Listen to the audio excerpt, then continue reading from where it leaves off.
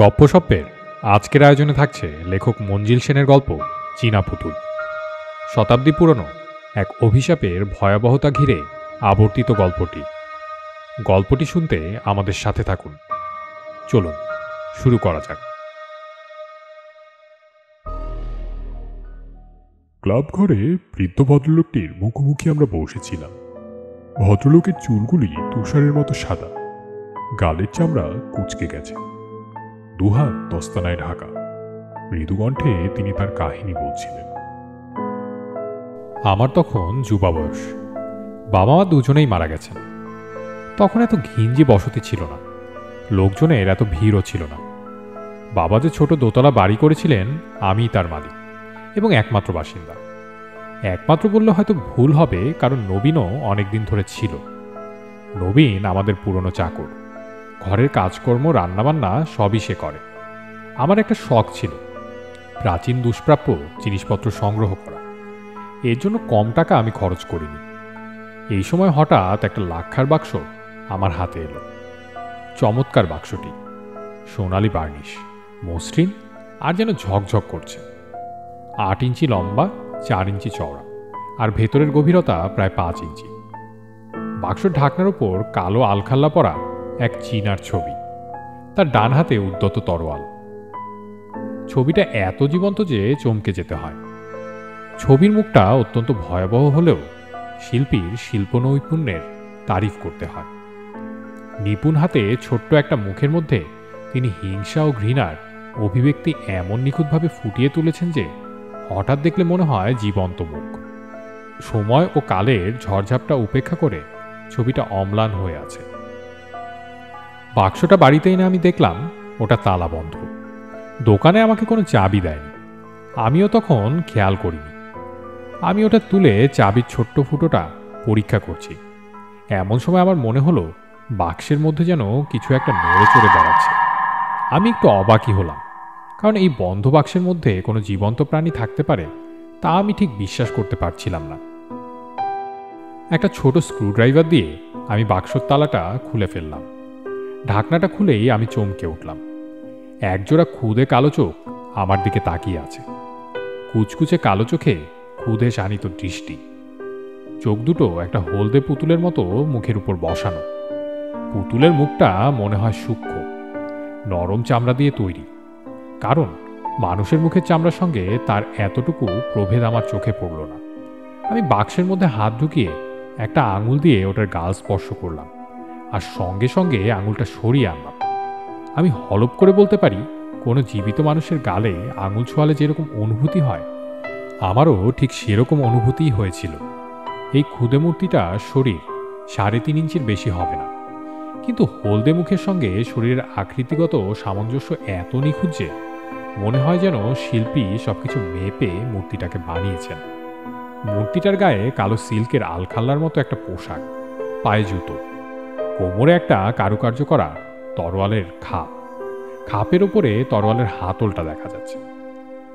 আমি একটু আঙুল দিয়ে সন্তর্পণে হাতলটা চেপে তরোয়ালটা বের করে আনলাম। ওটা আকারে একটা দেশলাইয়ের কাঠির মতো, কিন্তু ক্ষুরধার। আমি ওটাকে আবার খাপে ঢুকিয়ে বাক্সের ঢাকনার উপর যে ছবিটা ছিল সেটার দিকে তাকালাম। আমার মনে কোনো সন্দেহ রইল না যে ওই ছবিটারই অবিকল নকল হলো মূর্তিটা। আমি কৌতূহলী হয়ে মূর্তির একটা হাত আঙুল দিয়ে নাড়াচাড়া করতে লাগলাম। আশ্চর্য, চামড়ার তলায় হাড়, শিরা, উপশিরা সবই যেন আমি অনুভব করতে পারছি। আঙুলগুলিও আলাদাভাবে নাড়ানো যাচ্ছে। প্রত্যেকটি আঙুলের ডগায় ছুচালো নখ। বাক্সের ঢাকনার তলার দিকে চীনা ভাষায় কি যেন লেখা ছিল। আমি ঢাকনা বন্ধ করে বাক্সটাকে একটা টেবিলের উপর রেখে দিলাম। সেদিন রাতে আমার ফিরতে অনেক দেরি হলো, প্রায় 1টা। সিঁড়ি দিয়ে দোতলায় আমার শোবার ঘরে যাব, এমন সময় মনে হলো একতলায় যে ঘরে বাক্সটা রেখেছিলাম সেই ঘর থেকে কেমন যেন একটা শব্দ আসছে। আমার বাবা ছিলেন ইঞ্জিনিয়ার, বাড়িটাও তৈরি করেছিলেন নিজের তত্ত্বাবধানে, অনেকটা বিলিতি কায়দায়। সদর দরজায় ইয়েল লকের ব্যবস্থা। ঘরের জানালাগুলি গড়াধীন হলেও দামি কাচের শার্সি লাগানো, আর বসবার ঘরে শীতকালের জন্য একটা চুল্লির ব্যবস্থাও ছিল। আমি শব্দটা শুনে ঘরের দরজা খুলে আলো জ্বাললাম। টেবিলের উপর রাখা বাক্সটার উপর আমার চোখ পড়তেই দেখলাম বাক্সের ঢাকনাটা খোলা। আমি একটু অবাক হয়ে বাক্সের ভেতর উকি মারলাম। কি আশ্চর্য, পুতুলটা তো নেই। পরদিন সকালে ঘুম ভাঙতেই আমি নিচে গেলাম। টেবিলের উপর বাক্সটা আছে ঠিকই, কিন্তু রাতে আমি ওটা ঢাকনা খোলার দেখেছিলাম। এখন সেটা বন্ধ। আমি ঢাকনা খুলতেই পুতুলটা আমার চোখে পড়ল। খুদে চোখ দুটো অমঙ্গল ভরা দৃষ্টি নিয়ে আমার দিকে তাকিয়ে আছে। আমি তাড়াতাড়ি ঢাকনাটা বন্ধ করে দিলাম। একটা অদ্ভুত জিনিস আমার নজরে পড়ল। ঢাকনার ওপর যে চীনে লোকটার ছবি ছিল, তার তরোয়ালের ডগায় ক্ষীণ লাল রঙের ছোপ। আমার স্পষ্ট মনে আছে গতকাল এই ছোপটা আমি কিন্তু দেখিনি। চা খেতে খেতে আমি খবরের কাগজটা খুলে বসলাম। বড় বড় হরফে শিরোনামা একটা সংবাদ সহজেই দৃষ্টি আকর্ষণ করে। নৃশংস হত্যাকাণ্ড। গতকাল রাতে জেমস অ্যান্ড কোম্পানির ম্যানেজিং ডিরেক্টর মিস্টার প্যাটারসনকে কেউ নৃশংসভাবে হত্যা করেছে। তীক্ষ্ণ অস্ত্রের আঘাতে ক্ষতবিক্ষত তার দেহ পথের উপর পড়ে থাকতে দেখা যায়। কেন জানি না আমার মনটা একটা অস্বস্তিতে ভরে গেল। পরদিন সকালে কি মনে করে আমি ওই বাক্সর ঢাকনার উপর আঁকা ছবিটা ভালো করে লক্ষ্য করলাম। স্বীকার করতে লজ্জা নেই, আমার বুক যেন হিম হয়ে গেল। উদ্যত সেই তরোয়ালের ওপর লাল ছোপটা প্রসারিত হয়ে আরও একটু নিচে নেমে এসেছে।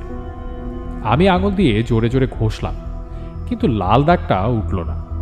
আমি বাক্সটা খুলে পুতুলের কোমরের খাপ থেকে খুদে তরোয়ালটা তুলে ধরলাম। আমার সর্বাঙ্গ যেন অবশ হয়ে গেল। সেটারও ডগায় রক্তের মতো লাল ছোপ। ঢাকনার উপর ছবিতে যতটুকু নেমেছে, তরোয়ালেও ঠিক ততটুকু লালচে হয়ে আছে।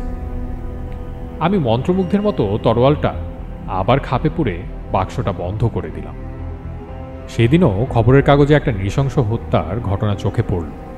দুটো হত্যাই যে একই ধরনের এবং একই লোক বা দলের কাজ, সে বিষয়ে পুলিশের সন্দেহ নেই। আমার মনে একটা ক্ষীণ সন্দেহ উকি দিতে লাগলো। লাক্ষার বাক্সে খুদে পুতুলটার সঙ্গে এই নৃশংস হত্যাকাণ্ডের কি কোনো সম্পর্ক আছে? কিন্তু তাও কি সম্ভব? সমস্ত ব্যাপারটাই অবিশ্বাস্য।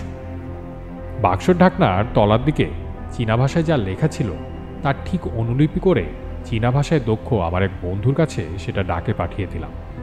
তাকে অনুরোধ করলাম যেন লেখাটার পাঠোদ্ধার করে আমাকে ফিরতি ডাকে পাঠিয়ে দেয়। তারপর যে দোকান থেকে বাক্সটা কিনেছিলাম সেই দোকানের মালিকের সঙ্গে দেখা করে বাক্সটার ইতিহাস জানতে চাইলাম। দোকানদার তার খাতাপত্র দেখে বলল, চীন দেশে তৈরি সেই লাক্ষার বাক্সটার কথা জানতে চাইছেন তো? এই যে পেয়েছি, ওটার নম্বর ছিল ৭৬, ৩০ টাকায় বিক্রি হয়েছে। আপনি ওটা জলের দামে পেয়েছেন মশাই। চাবিটি ছিল না, তাই এত কম দামে ছেড়ে দিতে হয়েছে। ওটার মালিক ছিলেন মিস্টার জোন্স। ভদ্রলোক একটা বিলিতি কোম্পানিতে বড় সাহেব ছিলেন। বিয়ে থা করেননি, সংসারে কেউ ছিল না। সম্প্রতি চীনে বেড়াতে গিয়ে বাক্সটা তিনি সংগ্রহ করেন। হঠাৎ তার মৃত্যু হয়। তিনি উইল করে তার সমস্ত সম্পত্তি এক খ্রিস্টান সোসাইটিকে দান করে যান। তারাই তার মৃত্যুর পর কিছু জিনিসপত্র নিলামে বিক্রির ব্যবস্থা করেন। আমি বাড়ি ফিরে এলাম। রাতে খাওয়া দাওয়া সেরে শুয়ে পড়লাম। গভীর রাতে কেন যেন হঠাৎ আমার ঘুমটা ভেঙে গেল। টেবিলের উপর রাখা টাইম পিসের রেডিয়াম ডায়ালে দেখলাম ঠিক 12টা বেজেছে। চারদিক নিস্তব্ধ। একটা অজানা ভয় আমার বুকে যেন পাথরের মতো চেপে বসেছে। তারপরে আমি বাইরের রাস্তায় জুতোর শব্দ শুনতে পেলাম। শব্দটা যেন আমার মাথার সামনের জানালার ঠিক তলা থেকে শুরু হয়ে আস্তে আস্তে মিলিয়ে গেল। আমি বিছানা ছেড়ে উঠে পড়লাম। মনের মধ্যে কি যেন একটা খচখচ করছে। দোতলায় আমার শোবার ঘরে ঠিক নিচের ঘরেই লাক্ষার বাক্সটা ছিল। আমি একতলায় নেমে ওই ঘরে ঢুকে আলো জ্বাললাম। দেখি জানালাটা খোলা, কেউ ছিটকিনি খুলে রেখেছে। আমি ঘুরে বাক্সটার দিকে তাকালাম, ওটার ঢাকনাও খোলা। আমি পা টিপে টিপে এগিয়ে গেলাম। যা সন্দেহ করেছিলাম ঠিক তাই। বাক্সর ভেতরটা খালি, পুতুলটা নেই। ঘরের জানালাটা খোলাই ছিল। বিছানায় শুয়ে এই অবিশ্বাস্য ঘটনার কথা ভাবতে ভাবতে একসময় আমি ঘুমিয়ে পড়লাম। পাতলা ঘুমের মধ্যে একবার যেন মনে হলো নিচের ঘরে জানালাটা বন্ধ করার শব্দ হলো। পরদিন সকালে বাক্সের মধ্যে যথারীতি পুতুলটাকে দেখতে পেলাম। আরও দেখলাম যে বাক্সের ঢাকনায় এবং পুতুলের কোমরবন্ধ তরোয়ালে লাল দাগটা বেড়ে প্রায় হাতলের কাছে পৌঁছেছে। পরদিন সকালে কাগজে আরও একটা নৃশংস হত্যার কাহিনী পড়লাম। ধারালো অস্ত্র দিয়ে এতটাই হত ব্যক্তিকে যেন ফালা ফালা করে ফেলেছে। পুলিশ দিশেহারা হয়ে পড়েছে, সন্দেহবশে কাউকে গ্রেফতার করতে পারে। পুলিশের বিরুদ্ধে তীব্র সমালোচনায় সমস্ত কাগজগুলি মুখর হয়ে উঠেছে। শুধু একটা ব্যাপার পুলিশ জানতে পেরেছে, তা হলো নিহত ব্যক্তিদের মধ্যে আত্মীয়তার সম্পর্ক ছিল। সুতরাং আন্দাজ করা কঠিন নয় যে একটা আক্রোশই এই নৃশংস হত্যাকাণ্ডগুলোর মূল কারণ। এদিকে আমিও নানা সূত্রে অনুসন্ধান করতে শুরু করলাম। অনেক ছোটাছুটির পর একটা সূত্র আবিষ্কার করলাম। হত ব্যক্তিদের এক পূর্বপুরুষ ছিলেন কর্নেল বার্টন। তার সম্বন্ধে খোঁজখবর করে জানতে পারলাম ইংরেজ আমলে তিনি ভারতের সামরিক বাহিনীতে ছিলেন এবং পরে চীনে মোতায়েন ব্রিটিশ সৈন্যবাহিনীতে তাকে বদলি করা হয়। 1900 খ্রিস্টাব্দে চীনে এক গোঁড়া ধর্মীয় সম্প্রদায়ের সশস্ত্র অভ্যুত্থান কঠোর হস্তে দমন করার পুরস্কারস্বরূপ তাকে সম্মানিত করা হয়। 1904 খ্রিস্টাব্দে হংকংয়ে অজ্ঞাত আততায়ীর হাতে তিনি নিহত হন। যেদিন এই ঘটনার কথা জানতে পারলাম সেদিনই আমার বন্ধুর কাছ থেকে চিঠি পেলাম। তিনি চীনা ভাষায় লেখা লিপিটার পাঠোদ্ধার করে পাঠিয়েছেন। সেখানে লেখা, আমি প্রতিশোধ নেব। আমার মনে আর কোনো সন্দেহ রইল না যে পুতুলটা মন্ত্রপুত এবং কর্নেল বার্টনের উপর বিজাতীয় আক্রোশ বসে এই গুপ্ত ধর্মীয় সম্প্রদায় ওটাকে বার্টনের আত্মীয় স্বজন নিধনযজ্ঞে নিযুক্ত করেছে। আমি বাক্সর ডালাটা খুললাম। পুতুলটা যেন ব্যঙ্গভরা দৃষ্টি নিয়ে আমার দিকে তাকিয়ে আছে। সেদিনই আমি মন স্থির করে ফেললাম বাক্সটাকে বিদায় করতেই হবে। ওটা যেন আমার জীবনে অভিশাপ হয়ে দাঁড়িয়েছে। বেশ অনেক রাত্রে বাক্সটাকে হাতে নিয়ে আমি বাড়ি থেকে বেরিয়ে পড়লাম। আমার বাড়ি থেকে চেতলা ব্রিজটা বেশি দূরে নয়। বর্ষাকাল, গঙ্গার জল দুকুল ছাপিয়ে গেছে। ঝিরঝির করে বৃষ্টি পড়ছিল। ব্রিজের উপরটা একদম ফাঁকা। সুযোগ বুঝে আমি বাক্সটাকে সজোরে গঙ্গাবক্ষে বিসর্জন দিলাম। ঝপ করে একটা শব্দ হলো, আর ঠিক সেই সময় টালিগঞ্জ থানা থেকে ঢং ঢং করে মধ্যরাত্রি ঘোষণা করল। ঘণ্টাধ্বনি মিলিয়ে যাবার সঙ্গে সঙ্গে নদী থেকে একটা চিৎকার আমার কানে ভেসে এলো, মানুষের চিৎকার। এমন সময় ঝমঝম করে বৃষ্টি নামল, আর বৃষ্টির শব্দ ভেদ করে আরও একটা শব্দ আমার কানে ভেসে এলো। কেউ যেন গঙ্গায় প্রবল স্রোতের বিরুদ্ধে হাত পা ছুড়ে জীবন মরণ সংগ্রাম করছে। কয়েক মিনিট মাত্র, তারপরে আমি পায়ের শব্দ শুনতে পেলাম। কেউ যেন আমার দিকে এগিয়ে আসছে। একটা ভয়ানক আতঙ্কে আমার শরীর যেন অবশ হয়ে গেল। আমি দৌড়ে পালাবার চেষ্টা করলাম, কিন্তু পা উঠাতে পারলাম না। যেন নড়বার ক্ষমতাটুকু পর্যন্ত হারিয়ে ফেলেছি। বৃষ্টি বেশ জোরেই পড়ছিল, সব কিছু ঝাপসা, আর সেই পায়ের শব্দটা ক্রমেই আমার দিকে এগিয়ে আসছে। ক্রমে বৃষ্টির মধ্যে দিয়ে একটা মূর্তি অস্পষ্ট আকার নিতে লাগলো। তারপর একসময় দৈত্যের মতো চেহারার একটা লোক আমার কাছে এসে দাঁড়ালো। তার বাহাতে সেই গালার বাক্সটা। আমি বোবার মতো তার মুখের দিকে তাকিয়ে রইলাম। একজন চীনা, সাধারণ চীনাদের চাইতে অনেক লম্বা, চওড়া বুক কাঁধ, হলদে মুখে নিষ্ঠুরতার ছাপ ভয়ঙ্করভাবে ফুটে উঠেছে। আমার ঘরে সেই পুতুলটার মুখে যেন আমি দেখেছি এটা। শুধু পুতুলটা অনেক গুণ বড় হলে যে মানুষের আকার নেবে, আমার সামনে দাঁড়ানো চীনেটাও তাই। তার সর্বাঙ্গ সিক্ত, পোশাক থেকে জল ঝরছে। আমার দিকে তীব্র দৃষ্টিতে ও তাকালো, রাগে ফেটে পড়তে চাইছে। আমি মনে মনে ঈশ্বরের নাম জপতে লাগলাম। এই বুঝি ও খাপ থেকে তরোয়াল বের করে আমাকে কোপ মারে। ওর হাতটাও তরোয়ালের হাতলের উপর নাড়াচাড়া করছে। একটু যেন ওর মধ্যে দোনামোনা ভাব, কিন্তু আমাকে বোধ হয় ও নগণ্য ভেবে মুখে একটা তাচ্ছিলের ভঙ্গি করে হঠাৎ বড় বড় পা ফেলে অদৃশ্য হয়ে গেল। পরদিন সকালে বাক্সটা যথারীতি আমার টেবিলের উপরে দেখতে পেলাম। তরোয়ালটা লাল হয়ে গিয়েছিল। পরদিন সংবাদপত্রে আরেকটি মর্মান্তিক হত্যার খবর চোখে পড়ল। বলা বাহুল্য হতভাগ্য ব্যক্তিটিও একজন ইংরেজ।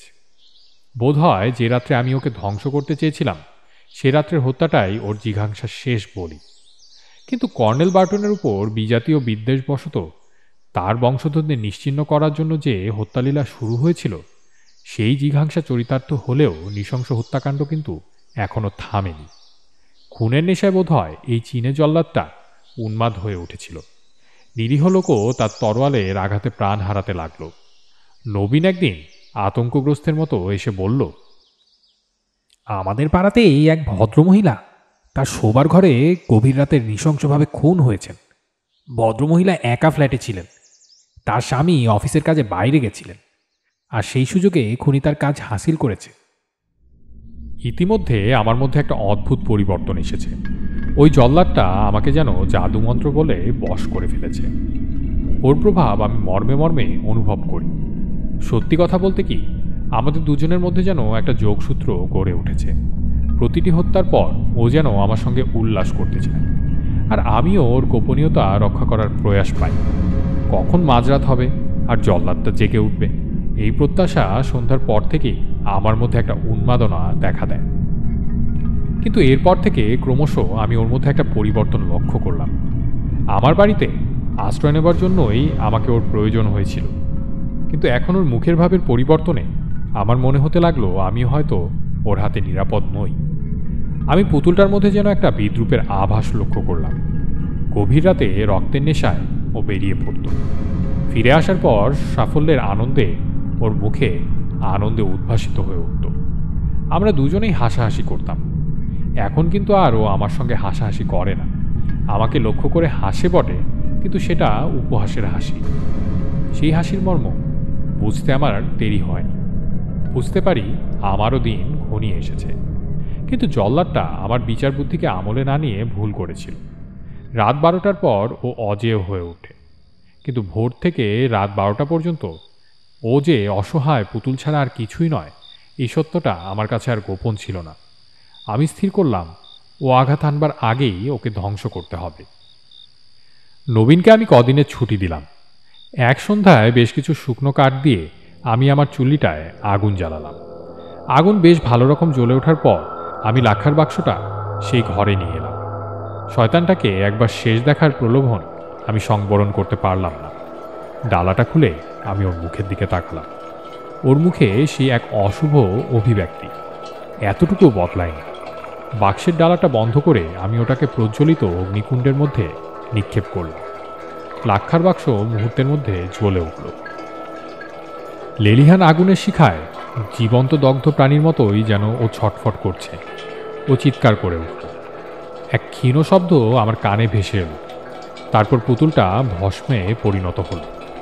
চামড়া পোড়ার একটা কটু গন্ধ আমার নাকে এসে লাগলো। আমি ঘরের সব জানালাগুলি খুলে দিলাম। মুক্ত বাতাস ঘরে ঢুকতেই অনেকদিন পর আমি নিজেকে মুক্ত স্বাধীন অনুভব করলাম। হঠাৎ একটা সত্য আমার কাছে স্পষ্ট হয়ে উঠল। এতদিন প্রত্যক্ষভাবে না হলেও পরোক্ষভাবে আমি যেন নিজেকে ওর জঘন্যতম অপরাধের সঙ্গে জড়িয়ে ফেলেছি। একথা আমি কোনো মতেই অস্বীকার করতে পারি না। সে রাত্রে আমি এক ভয়ঙ্কর স্বপ্ন দেখলাম ওই শয়তানটা যত লোককে হত্যা করেছে তাদের সকলের হৃৎপিণ্ডের রক্ত একটা গামলায় ভরা হয়েছে। তারপর কেউ যেন সেই রক্তে বারবার আমার হাত ধুতে বাধ্য করছে। আমার দুটো হাত রক্তে রাঙা হয়ে উঠেছে।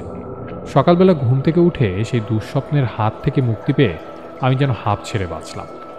হঠাৎ নিজের হাতের দিকে দৃষ্টি পড়ল, আর একটা হতাশা আর আতঙ্কে আমার গলা দিয়ে একটা আর্তস্বর বেরিয়ে পড়ল। দিনের পরিষ্কার আলোয় আমি সভয়ে দেখলাম আমার হাত দুটো সত্যিই রক্তাক্ত মনে হচ্ছে, যেন সদ্য রক্তের মধ্যে হাত ডুবিয়েছি। আমি বাথরুমে ছুটে গেলাম। সাবান দিয়ে খুব ভালো করে দুহাত ধুয়ে ফেললাম, কিন্তু লালচে ভাবটা যেন আর কিছুতেই গেল না।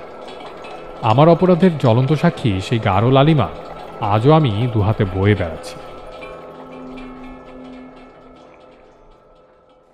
বৃদ্ধ ভদ্রলোক থামলেন। কিছুক্ষণ পর আমাদের সকলের মুখের উপর দৃষ্টি বুলিয়ে বললেন, আপনারা আমার কথা হয়তো বিশ্বাস করতে পারছেন না। ভাবছেন আমি এক গাঁজাখড়ি গল্প ফেলেছি। হায়রে, তা যদি সত্যি হতো! কিন্তু আমার কাহিনীর এক বর্ণ মিথ্যে নয়। এই দেখুন। ভদ্রলোক টান দিয়ে দুহাতের দস্তানা খুলে ফেললেন, আর আমরা সবাই সবিস্ময়ে লক্ষ্য করলাম ভদ্রলোকের দুহাতের আঙুলের ডগা থেকে কবজি পর্যন্ত লালচে, যেন এক গামলা রক্তের মধ্যে হাত দুটোকে ডোবানো হয়েছে।